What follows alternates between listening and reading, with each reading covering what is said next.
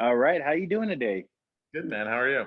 I'm great. Hey, thanks so much for doing this. This is wonderful. So I was looking forward to Joke. this. Yeah, how's the weather out there today for you? Hot as fuck, man. But if you know. But you've lived out there for a while, so I assume you're kind of getting used to it, or I I'm mean, used to it. I mean, it's not miserable yet. That's reserved for like August and September, where yeah, right. it's 98 degrees, 100% humidity, so it Ugh, feels like 103, but just like yeah, walking through a swimming pool. yeah, yeah. It's funny because I toured through Mexico and Latin America, and I always said, I mean, it was hot. Don't get me wrong, but nothing like the South, man. Nothing like going through the Carolinas, Georgia, Florida. Like to me, it's just that's a whole different beast, you know? Yeah, it's its own level of hell. There's no doubt Yeah, about that.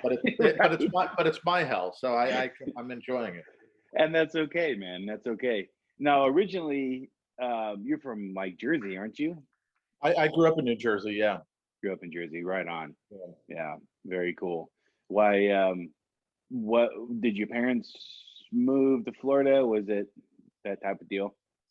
Yeah, pretty much. But what sealed the deal was that when I was 16, I got arrested, right? Ah, And regardless if my parents moved or not, which they were decided, oh, they had been talking about moving, but I was moving regardless. So gotcha. it Right. was either go to jail, or leave the state. So I left the state and was on like 400 hours of community service and Oh, 2 years of probation. oof, man, that's brutal. That's It was brutal. Well, brutal. I think you should get your like 400 hours just by having to move to Florida with all that humidity. You know what I mean? They should just give you the hours for the humidity by itself. You know what? I agree with that. But Yeah, right. it's crazy because I was involved. My brother introduced me to punk rock when I was uh, 13, Okay. right? Hmm. And fell in love with punk rock music, and Jersey and New York, that was the spot, right? So Right. I used to go into, Absolutely. I was a Bridge and Tunnel kid.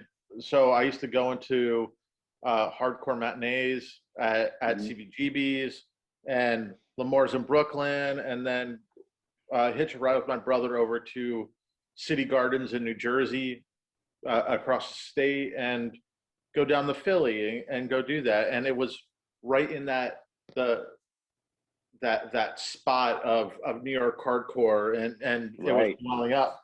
I moved down to Florida, and it was a whole nother world of bands that only toured in the South and kind of just focused on that, and maybe didn't hit New York City or even New Jersey at the time. So Sure. uh, coming down here was so familiar because of punk rock music was here. Okay. Surfers and skaters, that was part of it, right? Absolutely. That's a big part of it. Yeah, and but it was so different. Uh, Yeah. Well, it's not as angry, It's more, I mean, as California goes, as far as punk rock or hardcore, it's definitely not as angry as East Coast, I mean, um, I think living in California, I don't think you have any reason really to be as angry. You know what I mean? We have so much open space where New York's so compacted, yeah, and you have your different boroughs, so we don't have that out here. So, um, but yeah, I mean, that whole era was kind of that crossover metal, punk rock, hardcore was that whole crossover era, and I love that era. That's what I was raised in as well. yeah. You know what? It's crazy because New York at the time, because it was, kind of the New York hardcore where it was, Gorilla Biscuits and Cro-Mags, and so there was a certain posse to it. Sure. When I moved down to Florida, it was all the aggression of East Coast punk rock, but with zero PMA. Wow. It was brutal. It was brutal when I came down. I couldn't believe it. I was like, I can't believe how gnarly this is. This is so crazy. That as far as violence and the sheer aggression of shows blew me away. I couldn't even believe Wow. it. That's amazing. That's amazing. Yeah, I guess you know, everybody has their own version, but I always, in my own head, I always thought New York was, as far as hardcore and just sheer violence within the pits and everything else. I always thought that was the highest, man. Like it didn't get much crazier than that. You know what? But And apparently, I'm wrong. You know. well, there was, you know, with New York hardcore, especially in a straight edge movement, there was a certain PMA. There was a lot. There was the aggression, of course, right? Right. But uh, that there was this sort of community and PMA, and it felt like when I was young and going to shows, it felt like I belonged. No one ever made me feel like I didn't belong. Sure. Uh, but the shows down when I got to Florida, it was a hierarchy, Oh, and really? you had to kind of cut your teeth and be around and be known to be safe or feel safe. Right. Right. Gotcha. So it, definitely wild. Definitely. Yeah, that's awesome. So, kind of reflecting back, I mean, was that a big reason why you started Less Than Jake? Now I know you're the founding member of Less Than Jake and also a drummer and from what I understand, the lyricist on a lot of it up to a certain point. I think what 96, from what I understand. Uh, When what you call it? 90. We started in 92. right Less than 92. Jake. I stepped away 2 years ago from touring and everything. I'm a dad, so I decided Sure, to uh, kind of put that world on hold for a moment, right? And I uh, understand. yeah, I mean, for me, not. I'll duck into this side real quick. It's that Oh, uh, please do. being a creative is great, and being a musician is great. Being involved in punk rock for 3 decades is also great. But what's not great is uh, being away from your family and your friends, and life goes on, right? And Right.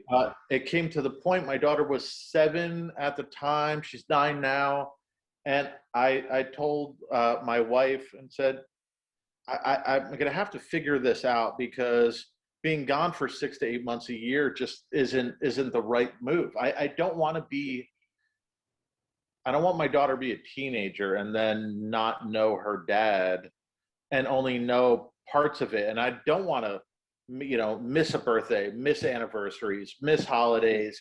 And it's great to be able to say people want you to play and you're playing shows and there's people there, and the energy at shows, it really like fuels what I do and how I did it.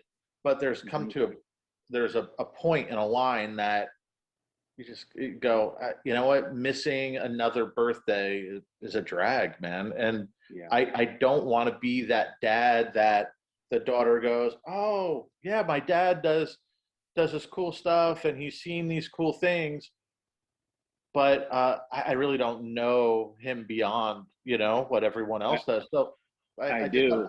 yeah. I do understand, and if you don't mind, I'll share my story really quick. Okay. It's very similar to yours. I was on the road, and the same thing. My daughter was 2, and I have a daughter and a son, younger son. My son's just turned 12, and my daughter's 16, and she was like 2, and I would come back, same thing. She didn't really. It was kind of like she didn't know who I was, type of thing, and at that point, I just said that's I made this promise to my wife at the time that I'd be there, and best decision I ever made. And now my kids are older and things are coming full fold for me again, and so I don't regret a bit of it. Took me time to get back to where I needed to be, but my kids know me, Yeah. good and bad, you know what I mean, however they Of course. whatever they think of me, at least I was here to at least give them that decision. So I totally respect your decision, and Thanks. I think you made it doesn't really matter what I think, but I think you made the right choice. You know what? I come from a divorced parents, sort of broken home, but I also came from a family that my dad was very hard to understand, and the things that he did and the mindset that he had, and he was also an alcoholic and just very very absentee, right? Right. along with he had an addictive personality in the way that, you know, uh, he drank too much, but he also worked too much, right? Hmm. Yeah. So while he was home and we were under the same roof, I never really saw him. And I always kind of laughed in the respect of like, oh, people who can't see the circle and are doomed to keep on doing the circle. I was like, how do they not see it? And then, but I didn't see it. I was repeating the same patterns as my dad. I was working too much. Absolutely. Yeah, I absolutely get it. My kids had to check me too, and just doing, because in between, I got my barber license and started being a barber just so I could be close to my kids and have something to do. And then if an opportunity came up to where I could grab a good tour or something, I knew I could leave. It wasn't a big deal. Yeah. Best thing I ever did, honestly. But then my kids were like, "Hey, Dad, you." They did the exact opposite, where they're like, "You're not happy. Like you're being a dick. This isn't what you do, you know, like you play music, it's what you do." And so it took them checking me for the opposite to be like, look, you need to go back and do what makes you happy. Yeah. And, but it was relating back to what you said, that circle of I was just constantly working and I wasn't happy, and they noticed it, and God bless them for checking me on it, you know. Yeah. It's crazy because, you know, there's cycles, and you know, and there's a Less Than Jake lyric that I wrote, and it was for a song called "The Devil in My DNA," Mm-hmm. and uh, it really, I firmly believe that you're kind of, you know, not only is it environment, but you're sort of pre-programmed in a lot of ways, right? Of the sum of your parts Absolutely. with your family history, right? So uh, I try to be very cognizant of the parts that I'm made of, and try to not go so deep. You know, I have a huge problem with uh, mental health, where, Mm-hmm. you know, if I allow myself to get darker, then I'll keep on adding. You know, so Sure. if you add that sort of heaviness, and the fact that like I like to work, and I like to, ooh, project, let me do it, ooh, a Sure. project, and so in those combinations, if I don't have the right balance, I start to spiral. And Yeah. it's definitely been, you know, and always uh, for my adult life, trying to find that the balance of mental health, feeling good and feeling creative, but also kind of going, here's the task and it's balanced. I'm not working 20 hours a day. And even though it's creative stuff, it's still 20 hours a day. Yeah, I understand. Well, and I'm glad you actually mentioned that, because, um, I mean, dude, I have this huge respect for you, because we're a lot alike in a lot of ways. I mean, you have a CBD company. If that's still going, I mean, you have a tattoo shop. You have countless labels, um, and not to mention the band, and then trying to find bands for your numerous labels. I just, yeah, it's you understand, like you were saying, you know, there's 24 hours in a day. How much can I do with, you know, how I work those 24 hours is up to me. Well, So I think my question is really, like with your labels, um, you know, you have Fueled by Ramen, if you're still with them, I'm and not. also Paper and Plastic. Okay, okay. Um, but I think my main question is, why did you have, what was the point of having different labels instead of like concentrate maybe on one? You seem to have so many things going on. um You know what? what pushed you to do this, do that, do this, do that? I, I, Is it, it, I can explain it, and it's very simple, right? mhm, And that in the way of, let's say, Fueled by Ramen, right? I had mhm, started Fueled by Ramen. I got my partner John, and then we built that together. But simultaneously, I was touring with Less Than Jake, right? But mhm, John was my business partner, and he was handling that.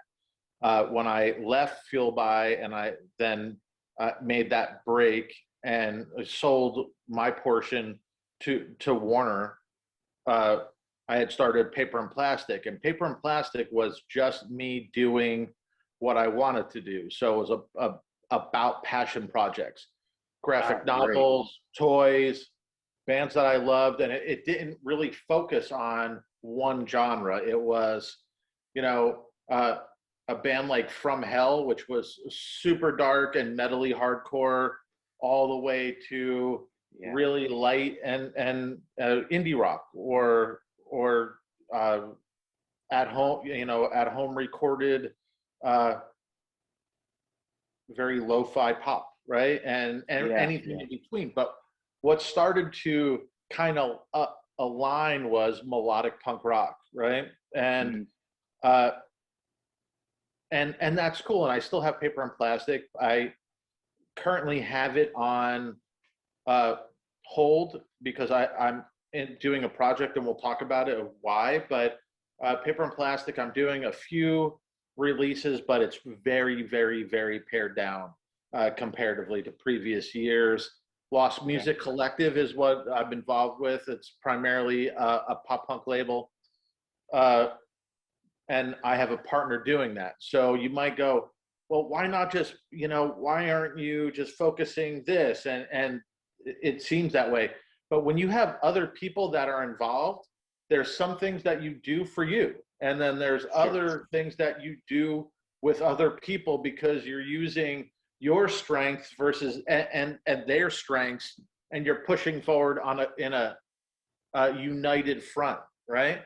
And I wouldn't say that I would go, oh yeah, I really want to do a CBD company. Well, I have a friend who knows about that and is a guru on that.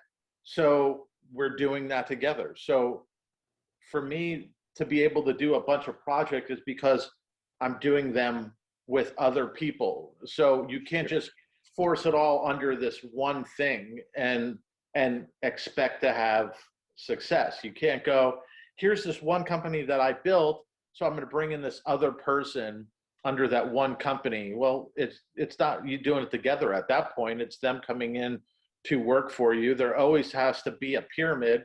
There always has to be the tip of the pyramid in a hierarchy. There's no pyramids that have 2 points. You dig? Like, that's right. Yeah, it makes complete sense. Complete sense to me. And I like doing projects. And if it was to the point of, can you do this project with me? And I do go, I have time to do this and dedicate to it. And, or I go, I don't, sometimes I dedicate, can dedicate a week and mentor somebody. And I do that quite often. Sometimes I'll consult. And if it's a good idea, I'll consult, but I don't do every project. I wind up doing projects that I love the idea of, or I love the people involved with, or both. Yeah. So gotcha. I just kind of do that. Currently, though, I'm working on opening a museum with, there's 4 other people involved, and then a team of like another, a dozen or so. And it's called the Punk Rock Museum in Las Vegas. Very cool. That's from 1970 all the way up to the current state of punk rock music, artifacts and everything. And I haven't announced it officially. I've posted a little bits and pieces about it. Sure. But that really is what's taking up my time and the energy lately is that, and dude, I can only imagine. It's wild, but to be able to work with Fat Mike and work with Jeb Sakaros, which he worked for Hurley before. He also managed and tour managed a bunch of bands. Lisa Brownlee, who tour managed Warped Tour. I mean, all these people not only are friends, but people I respect to the nth degree. To be able to work on such a big project it was a no-brainer to say yes, and be able to put everything else on hold for the moment while this happens. Yeah, that's fantastic. That is so cool. And that's got to be a lot of fun. I mean, just going through the archives and finding and revisiting. And I mean, it just seems like it'd be a blast, man. It's a blast to be able to reach out and connect with people that you've known for a long time or kind of known, and just uh, and be able to get their story and talk about artifacts and see what they have, and that's great. But it literally, it is probably the toughest project that I've ever had, just because it's immense. It's Yeah. it's 12,000 square foot uh, building in Vegas, and Wow. it's decades of punk rock music. You know, Yeah. so it's it's a let me. There's no doom and gloom involved. It's fucking awesome. Yeah, dude. The people that that are involved with it with me are awesome, and much respect to all of them. But it's definitely it's definitely the hardest thing, because it's all a learning curve. Yeah, But well, I imagine. a beautiful learning curve, mind you, but still a learning curve nonetheless. Yeah, yeah, that's fantastic. No, I mean, do you each have separate tasks, or do you have like a monthly meeting where you're like, hey, I'll do this, and what have you come up with, or is Well, there's the sort of executive meeting where we all meet together and talk about it, and that's the executive team, right? sure. Direction of what's happening, the building, design, headspace, merchandise, gift shop stuff, and all of that. Uh, and then you have the artifacts team, and then your photographers team, and Yeah. that this is a weekly meeting, multiple meetings, and weekly meetings for all of this. You know, Yeah, yeah, I can imagine. That's fantastic. Well, I can't wait. I can't wait to get down there and see it myself. So, exciting. yeah. So thank you for being a part of that before it even opens. I want to say thanks because I'm going It's to going to be enjoy great. that. Yeah. We're going to try to open up for a punk rock bowling this year. So Oh, fantastic. at least Okay. partially, I think, but we'll Yeah, see. yeah. Well, yeah, everything's so funky right now, which kind of leads me on to like my next question would have. It seems like through the COVID situation, it seems like the museum has been somewhat of a focus, I imagine. But what have you been doing to kind of keep yourself busy? I mean, you have so many irons in the fire. I was just curious, what have you been doing, like For artistically, I guess. Well, I artistically, when I stepped away from LTJ, uh, I started another project, and it's called The Inevitables, and Okay. that's me and Obi from Westbound Train, Alex from Big D and the Kids Table, Matt Appleton from Real Big Fish, uh, John D from Jeff Rosenstock Band and Bomb the Music Industry. Uh, Billy Cottage played keyboards on a bunch of the songs as well. And what it really is, besides a ska punk supergroup, is what people say on the music side. But it started as an idea to be able to take visual art, comic books, and do a soundtrack and a score to go along with it. Oh, So that's fantastic. the Inevitables right now uh, has issue 1 of the comic book out. It has LP1 out, which is very ska punk, and then we have the Inevitables versus U City Sound System, which is more dubby and kind of trippy and reggae. And then actually today we have our second EP out called Versions, and that's still in that same kind of dubby reggae world. That's And awesome. we're currently writing LP2, and we have issue 2, which is the origin of one of the characters called Florida Man. It's currently being colored, but all of the inks are done. So Nice. It's that amongst already we're at 32 songs, right? Yeah. Within a year and a half. Uh, we'll we'll be up to 38 once we start announcing. Like 38 are done. They're just not released. Another 6 aren't released yet, but it's been fun. It's to be able to work with, again, a bunch of people that you respect, that you love, that are friends, but very, very, very talented. You start to build on each other's strengths, and it becomes it becomes the sum of its parts, right? And in the truest sense, if someone's a great bass player, or great at melody, or great at songwriting, or great at lyrics, and you start putting all those people together in one place on one project, it starts to take on a life of its own and a vibe of its own. So Inevitables on the creative side has been keeping me busy during pandemic, to be honest with you. I own a tattoo shop in Gainesville, Florida, and it was just more so making sure that during a lot of it, before it opened back up, making sure that the artists, were good, and that absolutely, that everything at the shop was good, and that we would be able to reopen, we would be able to reschedule more than anything, because there was tons of appointments that were put on hold, that needed to be rescheduled when we reopened. And then it's a constant of the rush of people going, hey, I've just been bottled up for 4 months, I really want to do XYZ.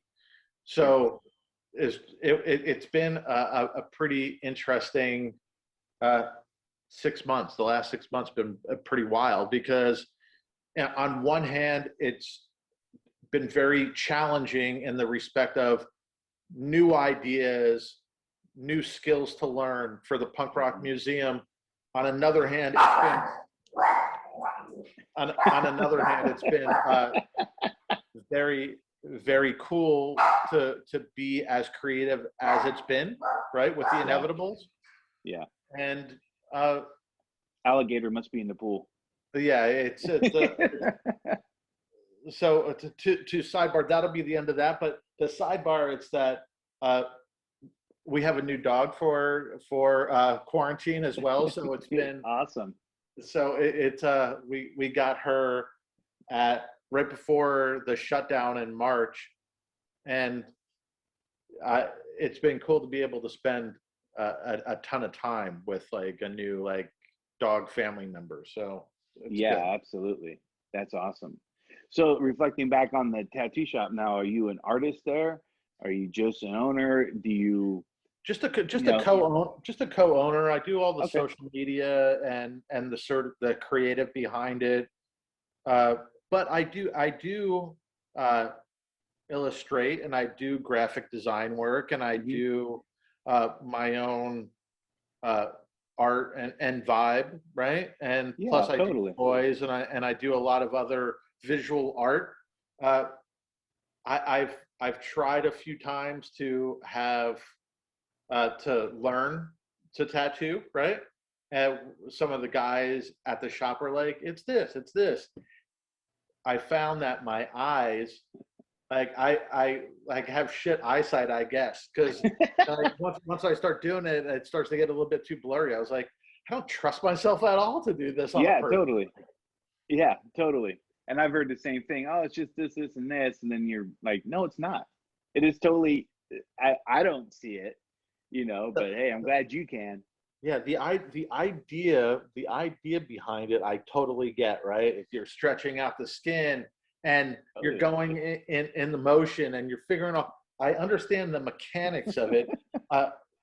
Unfortunately, my eyesight, I think, is just, when I started to do it, I was like, no, the vibration of the gun plus everything else, I was like, I don't trust myself to do this correctly, right? Totally. Totally. So, but with that said, I do have a friend. He lives in the UK, and he's by all accounts a very shitty tattoo artist. But but but but he does it in a way that's all his very distinct style, right? Hmm. Sure. And his illustrations are a very distinct style that he puts on people. Yeah. And he's, he has 9 months booked out, Wow. and when you ask him, you go, well, how'd you land on this, man? Like, because he does 3 colors. He does, black and gray wash and stuff. So Sure. black, orangey rust, like kind of like a brighter version of the shirt I'm Oh, wearing. wow. Okay. Okay. And white, right? Oh, And I go, why? How'd you land on that? And the thing is, he goes, dude, I could only afford 3 colors when I started out, and man. Oh, man. those same colors he would tattoo on people, and he would morph the illustration and to get those colors in, but it wouldn't be completely saturated. He'd have these pops of these colors and everything like that. And dude is so distinct in his style that people are like, I want that. But if you put his tattoo up against somebody else, you'd be like, I don't even know what this is. I mean, look at Right. this Right. is what a tattoo's supposed to be. But and I'm only saying that because you never know, if you start to think outside the box, you never know what you're going to land on, right? That's right. Just because That's I don't know how to open a museum, I don't know the correct terminology and the correct things, but I have passion about it and I'm working in it. You start to land on the things that your own and make it feel like it's your own. Same thing. Absolutely. How that dude became a tattoo artist, right? Like, Right. Right. He had to learn out of necessity of those 3 colors. So it's like the museum, you just learn out of necessity because you don't have a choice. Like there's no option. Like if I'm going in, I'm just doing it the best of my ability, and we'll figure it out as we go. And totally get that. yeah, man. And I think that, like, ultimately, if I really wanted to become a tattoo artist, I would have to land on something that I'm embracing to do it myself and not Sure. trying to fall in line in, oh, it's a traditional, I'm tattooing in a traditional way or X way or neo-traditional, whatever. It would have Right. to be something totally on my own and how I'm doing it. Dude, total punk rock. That's the whole The way it that's is. the whole idea of it, right? I mean, True. not doing it the way they're doing it, doing it the way I do it because this is how I do it. So take it or leave it. You know what I mean? So And that's fantastic. sometimes, like, the lack of professional knowledge forces you to bend and sometimes break that knowledge to build something of your own on top of that, Absolutely. 100%, man. That's just thinking out of the box. Absolutely. Absolutely. As a 13-year-old punker, newly minted punker, right? Yeah. Yeah. And as a 50-year-old dad, I take that mindset all the time. Like, Mhm. I'm not trained to do visual art, but I do visual art. Like, no one taught me how to do it. No one said, this is your training on how to do it, but you do it. No one trained me how to silk screen a record cover or a t-shirt, but shit, Right. we couldn't afford to do it any other way when we first started. Right. So we were doing it ourselves because Absolutely. it costs $30 to buy and burn a screen and $10 for ink. And we just put blank shirts down, or sometimes went to Goodwill and bought 50-cent shirts and turned them inside out and just screened them that way. Yep. Yeah, absolutely. Absolutely. Well, that's the way it is, man. I agree with you 100%. Just learn out of necessity. You you just you build your brand the best you can out of what you know, whether you know it or not. And it seems like, and I mean, it's not always the case, but I know a lot of people who dove into something like yourself and didn't know what the hell they were doing, but just made it super successful out of the, you know, you don't know how to swim, I'm going to throw you in the pool. And I'll guarantee you, you're either going to drown or you're going to develop incredible swimming skills, right? So, I do understand that because I'm that kind of person too. So, you know, sometimes I dive in and then I ask questions later and thought, oh shit, I could have did this a lot easier. But I Do, learned, you do know. you also live in Palm Springs, or do you live in Los No, Angeles? no, I live actually in Northern California. I live in a town called Sonora, and I know that's at the Sonora. base. Okay, yeah, so I live in Sonora. I'm born and raised in Stockton, I know so Stockton too. yeah, so born and raised there. Lived in lived all over. Lived in the Bay for a long time. Lived all over a lot of places, and then Awesome. met my ex-wife, my kid's mom, and anyway, so now I'm up here, and it's beautiful. It's a beautiful place, you know. So, but yeah, you know, I'm further away than most people, so I got to hustle twice as hard. But It's that's true. okay, man. It's the hustle is what keeps me alive, and I know you understand what I mean, man. It's just Of course. it's the hustle, dude. You know, It it's is. sink or swim, right? And a lot of times it is, or at least have the ability to float like a motherfucker, right? Like Yeah, right. at the Totally. very least, right? And Absolutely. let Absolutely. the current take you.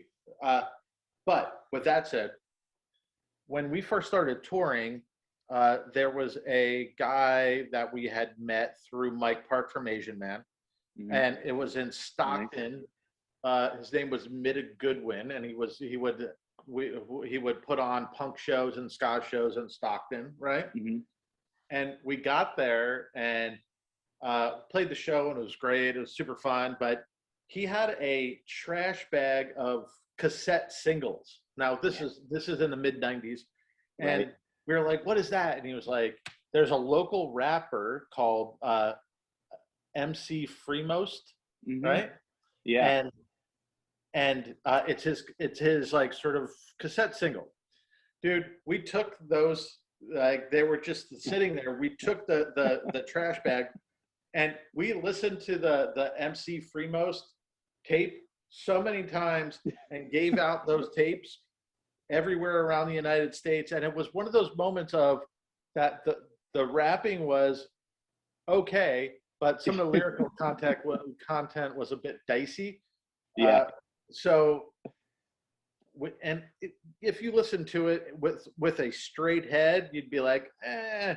But Right. being Right. being in a band, and you just sort of like have to hammer on weird stuff like most of the day, just to kind of, because you're bored driving around. That Yep. became, for a long time, that became an anthem of our van tours, was the Mr. Freemo's tape, the MC That's Freemo. awesome. That is awesome. Oh man. When If you people don't say mind, Stockton, that's it. dude, Mhm. Stockton. Yeah, you must either played. It was either like the Stockton Ballroom, or no, it might have been either Growers Hall or like the Stockton Ballroom. Think much smaller, because we just were starting out touring in the '90s. Okay, It was so a yeah, it pizza, must have. it was a pizza Um, place. oh my, Guidi's on Pacific. It might have been Guido's or Yeah, Guido's. that's what I think it was. Yeah, yeah, all right. Yeah, I remember playing there, and yeah, that didn't go over so well. But yeah, we'll fast forward there. But anyways, I was wondering if we can dive back into the Lost Collective. You mentioned the Lost Collective when you're, and that's a pop punk label. Yep. Um, and Eric? Is it Eric? That's your? Yep. Eric's Yeah, my yeah, partner. Eric yeah, Drogmiller. yeah. Speak to him briefly. Super nice guy. Super Super nice. nice guy. And I was wondering if we could talk about that for a minute. Sure. How did that all come together? And now, from what I understand, it's pretty new, right? Isn't it like a couple years old? I believe It's just a little over a year, a little a over a year year. and a Okay. half old, a year and a half. Wow. Wow. Brand Uh, new. yeah, brand new. It's funny because I met via email and a few phone calls Eric. Eric primarily is managers to bands, Hmm. some smaller, some bigger. Uh, but Eric used to do a weekly email, and I don't know if he does it. I'm going to ask him actually later when I talk to him. But he used to do a weekly email saying, "Hey, this band is looking for a label here's their sort of bio, here's their information, here's what they sound like, here's a link to listen to released or unreleased songs, right? Sure, sure. So my ADD, like sort of nature, always prevents me from just hitting delete. So uh, I would go listen to it and go, oh yeah, this is cool, or oh, not my style music, but oh, it's pretty good, and kind Hmm. of like start doing that. But as it started to form, and this is like probably about a year and a half that he was doing it, that I was paying attention. He might have done it more, and still might do it. I don't know, but uh, the cool thing I started to kind of gather, he was a good A&R person, you know, Hmm. of bands that weren't necessarily, they wouldn't be on my radar, right? Right, right. And I was doing paper and plastic, so I was going for more of like the, you know, kind of gravelly voiced melodic punk rock, right? Hmm. And I started to kind of pay attention to his musical taste and some of the choices, and I knew that when I stepped away from LTJ that I wanted to do something more. I didn't know what it was. And I got one of his emails and I reached out and I said, hey, look, can we grab a call? And I told him, I said, hey, I want to start a pop punk label, but uh, I need a partner doing so. And I really like, you know, your choice in young bands. You know, I've been paying Hmm. attention, and that just started. That was the genesis of working together. You know, it's that even though I may be busy and in some respect where people are like, he couldn't possibly be paying attention to everything, but the way my brain kind of works in that like hectic Yeah, sense, yeah. I do. So That's right. uh, and I it came into my brain of, hey, if Eric wants to work together, we should work together, but in this umbrella, you know. Sure. I saw in him the ability to search and find really new talent, Yeah, and I thought that was a very cool thing. absolutely. It's a talent, man. You know, Yeah, you know, you got to have that ear. you have to have the ear, but you also have to put the time in. You know, like you have to, if you're searching for bands, you have to put the time in, man. Like, Hmm. and it's not just a good song, and you might have a good ear, but there's so much more to it, man. It's that I'm going to tell a story, and it's more so in the Fueled by Ramen realm of things than anything, right? Would love to hear it. Yes. And uh, me and my wife at the time, she's ex-wife now, not current wife, but ex-wife. Uh, she was a school teacher, so she would come home, do her thing, but we would cook dinner between 5 and be done by 6:30. But in the middle of that, I'm a huge fan of rap music. I would watch BET and they would have the countdown, right? Yeah. Right. And during that time, making dinner, talking shit, eating dinner, hanging out, they were having rap battles. They had listeners coming in that were rappers and kind of going back and forth, and they had that like kind of bracketed thing, right? Sure. And uh, it came to the point there was this one guy that I thought, man, like I was watching it, I was like, this kid's a star, man. Like, he has such a vibe. Like the screen when he was on it, man. Like it just not to be cheesy, but it was very natural, and the being on TV, it loved him. Like it just Yeah. I can't describe it more, right? And uh, so the very last rap battle was between an Asian American and this other kid that I really liked. And Okay. the Asian American kid, he had won, and this other Okay. kid was second place, but he's shit. It still was cool, right? Yeah. Absolutely. And that sort of went away, and then I got a demo sent from upstate New York, and it's like I put it on, and it was quintessential sort of like backpack rap. It was a live band with like a rapper, and I was like, "Fuck, this is good! Like this is Yeah. good." Yeah. Yeah. And uh, that was gym class heroes, right? And Oh man. and I come to find that when I saw the picture and I read the bio, I was like, the kid that I saw was I'll the be kid who damned. was singing. I was like, oh man, this is amazing, right? And all of that together, you figure that you saw the kid on TV, you know he has talent, but you still have to, there's more than that, right? It's not Sure. just being able to listen for a good song or being able to see someone's talented, but when I met him face to face, you immediately are drawn into this thing, right? And Okay. me and Eric talk about it all the time. It's an X factor. It's an undescribable thing that somebody has. It doesn't necessarily have to be a performing artist. It could be anyone, right? When you share space with somebody, you know and can pick up on that that person in some respect is special, right? That no matter what they do, he could be an actor, he could be a painter, he could be a skateboarder, a rapper, who the fuck knows? But you know, whatever that person decides on, they're going to be extremely special because it just fills the room. And dude, Yeah. as soon as Travis walked into a room, dude filled the room. Wow. And you go, that's a dude that I want to work with, man. That is Yeah. a person that is a must work with, Hmm. right? It's a And fantastic story. Yeah. it's wild, Yeah. man. It's wild when you come face to face with stuff like that. You just go, you embrace it. Yeah. Like, and some people, you know, repel it. Some people run away from it. Some people do. Dude, in my existence, if I'm good at anything, I'm good at being able to see that and embrace that. Yeah. And dude, there's people that are around that you feel the love for, man. That you just go, Yeah. I can't believe whatever this person. It just fills the room, fills the space. And I was lucky enough to meet a bunch of people that kind of fall into that category. Yeah. Oh, that's fantastic. Yeah, that is a gift. I mean, it's a gift on both parts, but yeah, to be able to feel that aura and to get it, that's fantastic.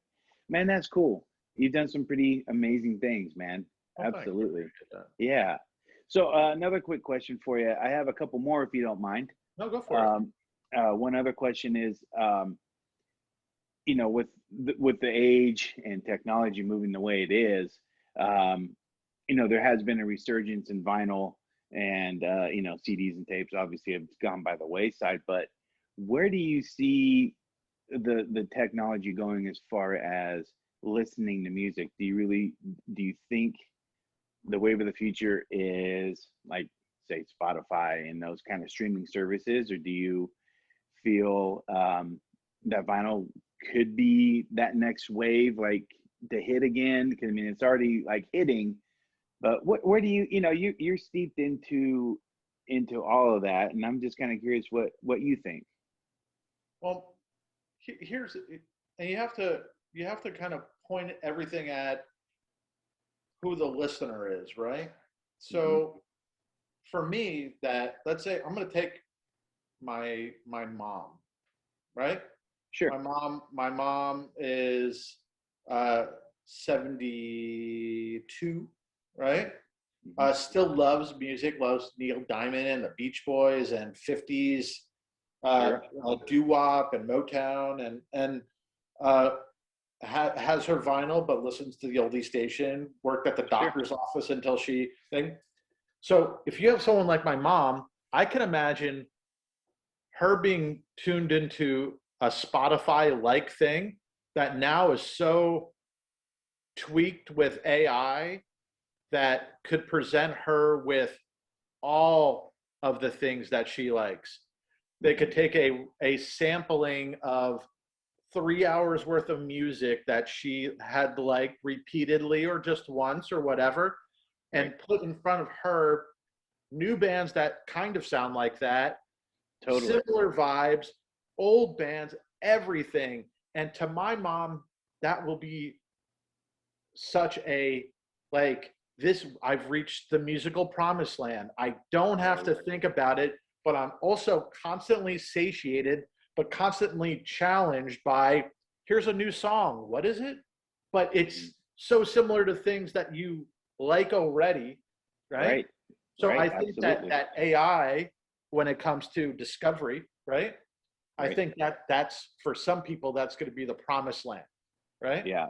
Well, I totally love that because I do, you know, I get everything that you're talking about when I pull up Yep. my Spotify or whatnot, and I love it. And I Yeah. definitely dive in, and it's like, oh, I never heard of these guys, and yada yada yada. So I totally agree. You know. But then you're going to have other people like my friend who's the vice president of Chase, right? Chase Bank. Hmm. Sure. Punkest motherfucker that I know. Like you say the sky's blue, he's like, oh, the sky's not blue, the sky's gray with touches of blue. Right. You know, Right. and Right. it's that guy wants to dig and find, right? Hmm. So I think his discovery is completely different than what my mom would be, or you, or me. I love Hmm. like having something come up and go, ooh, right? But I Yeah. also Totally. love to hear something by word of mouth and then find the vinyl or find. I think that really you have that AI, really that AI forward digital music, and then you're going Hmm. to have a resurgence in everything that's a physical format, including CDs, including tapes, and we already have a resurgence of vinyl. Vinyl, Yeah. there was a point, I think, in 2020, made as much money as, I forget, I'm not going to quote it to look like a moron, but suffice it to say, it's making money and Yeah. has the ability to continue to make money. So I would think every physical format is going to be on the table. Yeah. Yeah. Because I know vinyl did this. They made the most money. I can't remember, but I yeah, I, it's the I most don't. that vinyl had ever did. You Uh huh. know, Uh huh. and which was awesome, man, because I have like massive collections, so I'm totally into it, you know. Yeah. But that's great, and that's great advice. So basically, what you're saying just depends on the person, You know you what? know. It depends on the person, but what it really does, it tells you that always keep, if you're a band or a label or whatever, right? Hmm. Always keep in mind that physical products are great, you know, Hmm. and they help, you know, people that are fans continue to be fans and have a physical thing to hold on to. Yes.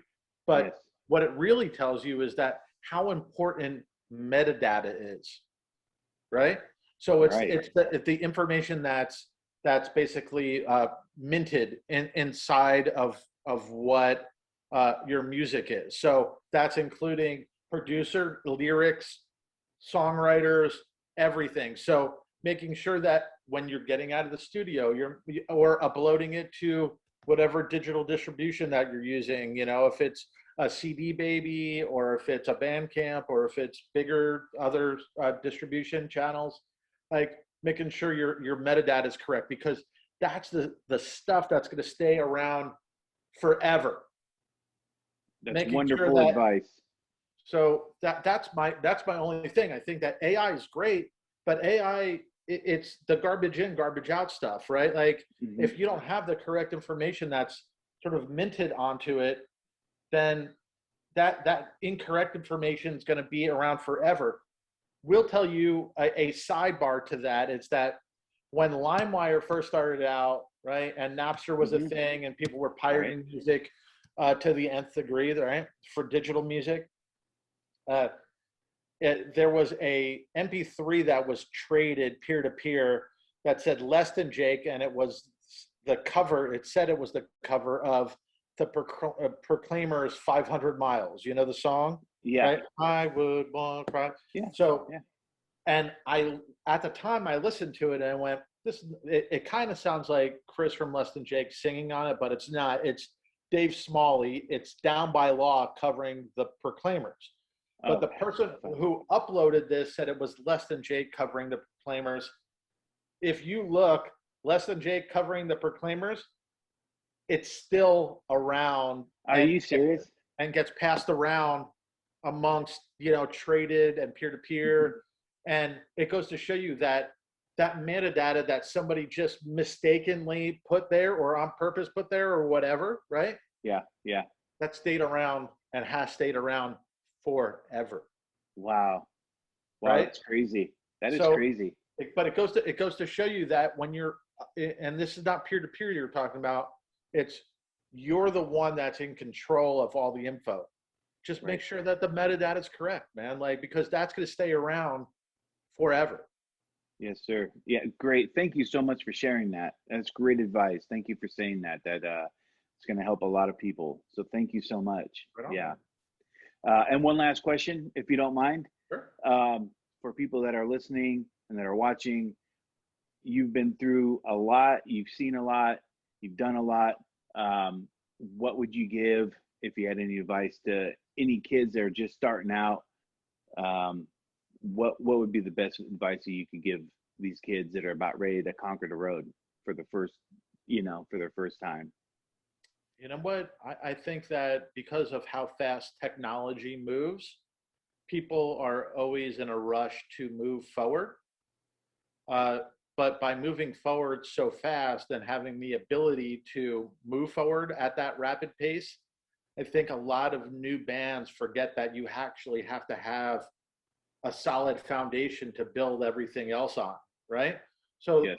the thing that I would say to new bands and bands that are around, you have to make sure that the fans that you're hoping to get and that do get, you have to make sure that that foundation is correct and stable, right? So, communicating with fans and doing what you can for fans and to make sure that they stay fans. So you have this, sort of secure foundation to build off of, to try to get more fans or to try to go on tour. Right? And in the way that there's some people now going, well, we're a band. We just recorded something in my parents' garage.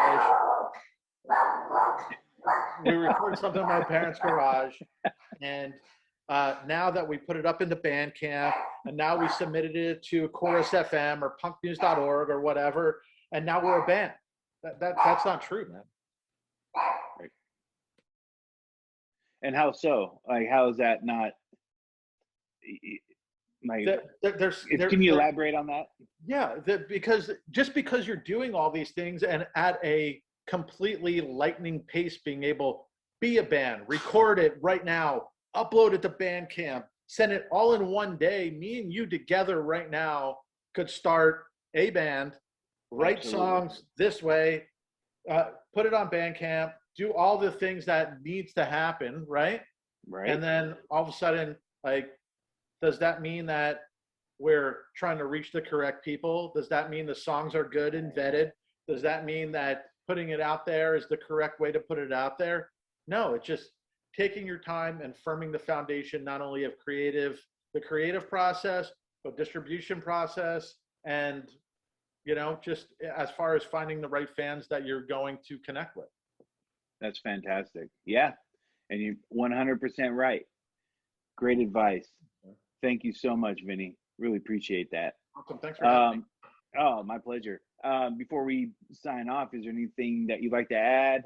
Anything to keep an eye out for, other than the museum, of course? Punk Rock Museum in Vegas. It'll be open hopefully in September, the end of September. But if not, take a look out for The Inevitables. And we've been releasing a bunch of music and comic books, so take a look at that. Anything Lost Music Collective, kind of like loop in onto that. Paper and Plastic Records. And, just if you're passionate about music, continue to be passionate about it. Find out about stuff, open your brain a little bit more, Yeah, agreed. Vinnie, I really want to thank you. Thank you so much for doing this, man. Thanks for taking the time. And hopefully your air conditioner is working good. And yeah, and hopefully you can get that alligator out of the pool so you can have some downtime with the dog. Absolutely. And but thank you so much, Vinnie. I really appreciate it. It was really nice talking with you. And hopefully one of these days we can meet somewhere in the middle of the world. Awesome, man. All right. Take care, sir. Thank you so much. Thank you.